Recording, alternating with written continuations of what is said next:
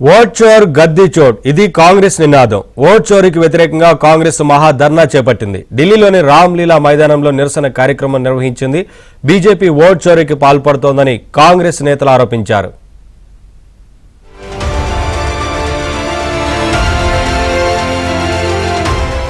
Vote చోరీ అంశంపై పోరాటాన్ని ఉధృతం చేసింది కాంగ్రెస్. ఢిల్లీ రామ్లీలా మైదానంలో కాంగ్రెస్ మహాధర్నా నిర్వహించింది. ఈ కార్యక్రమానికి కాంగ్రెస్ పెద్దలతో పాటు సీఎం రేవంత్ రెడ్డి హాజరయ్యారు.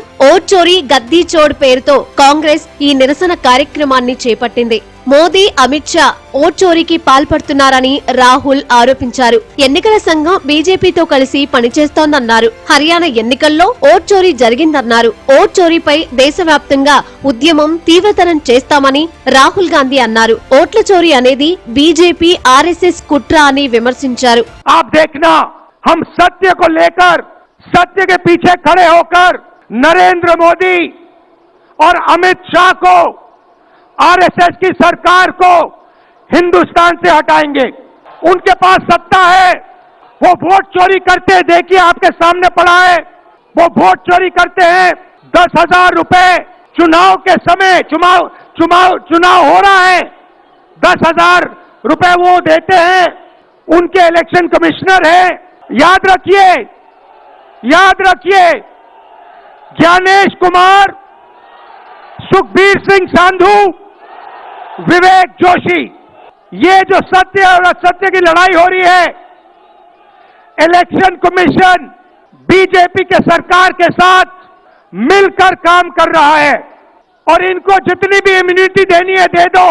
नरेंद्र मोदी जी ने इलेक्शन कमिश्नर के लिए कानून बदला, नया कानून लाए, कहा कि इलेक्शन कमिश्नर कुछ भी करे. బీజేపీ ఓట్లను చోరీ చేసి గెలుస్తోందని ప్రియాంక గాంధీ ఆరోపించారు. మోదీ, అమిత్ షా పై ప్రజల్లో నమ్మకం పోయిందన్నారు. కేంద్ర సంస్థలను దుర్వినియోగం చేస్తున్నారని, యూపీలో 3 కోట్ల ఓటర్లను తొలగించారని విమర్శించారు. आज आपको मायूस होने की जरूरत नहीं है कि बिहार का चुनाव हार गए, क्योंकि पूरा देश देख रहा है कि ये चोरी से जीतते हैं. राहुल जी ने प्रेस कॉन्फ्रेंस की, पहले हरियाणा की बात बताई, महाराष्ट्र की बात बताई, कर्नाटक की बात बताई. बिहार में एसआईआर करके 65 लाख वोट काट दिए गए. और अगर ये सारे प्रमाण आप अलग कर दें तो एक साफ और साधारण बात सामने आती है.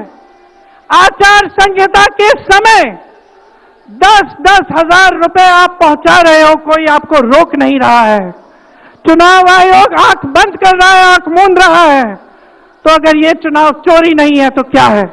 ఎన్నికల్లో బీజేపీ ఓట్ చోరీ చేస్తోందని తెలంగాణ సీఎం రేవంత్ రెడ్డి ఆరోపించారు. సర్ పేరుతో దేశంలో ఓట్ చోరీ జరుగుతోందన్నారు. రాజ్యాంగాన్ని రద్దు చేయాలని బీజేపీ చూస్తోందని ఆరోపించారు. రాహుల్ గాంధీ చేసే పోరాటంలో కలిసి సాగేందుకు తెలంగాణ సిద్ధంగా ఉందని, దేశ ప్రజలంతా కలిసి రావాలని సీఎం రేవంత్ రెడ్డి పిలుపునిచ్చారు. ये समस्या है इस देश के. इस देश में जो गरीब लोग हैं, इस देश में जो दलित है, जो आदिवासी है, जो माइनॉरिटी है, ये देश समस्या के लिए राहुल गांधी जी ने खड़ा होकर मोदी जी के खिलाफ लड़ रहे. हम लोग राहुल भैया को हम लोग मजबूत करना है. इस जंग में, इस लड़ाई में राहुल जी को इस बार इस देश ने जिताना है. नहीं है तो गरीब लोगों को वोट हक छीन लेने वाले.